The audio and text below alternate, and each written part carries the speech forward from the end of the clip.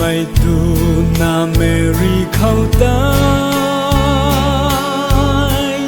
có văn sra tai rồi có câu quang na sa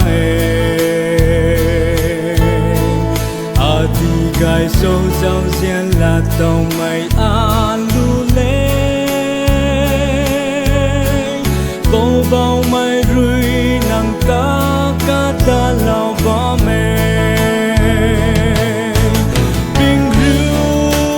thân mây quỳ Mary ra quang khâu rui giao xiên là tao thế thằng rui na in bao gan khát quan phu ni ca gian rui Giêsu tu na com ni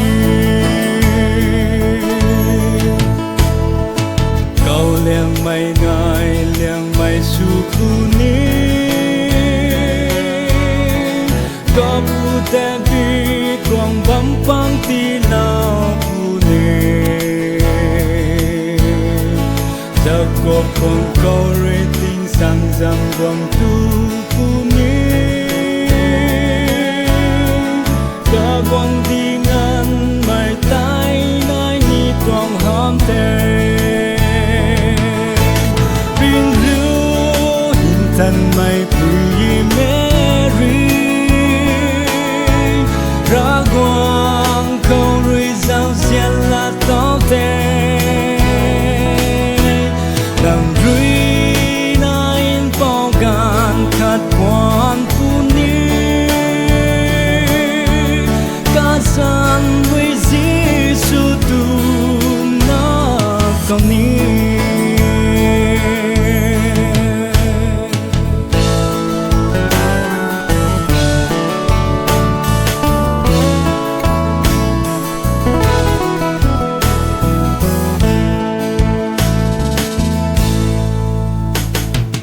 câu văn sra tay rồi cả câu xa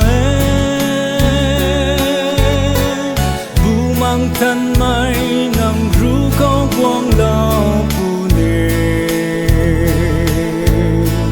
câu liang mây ngâm rồi nằm ru câu quang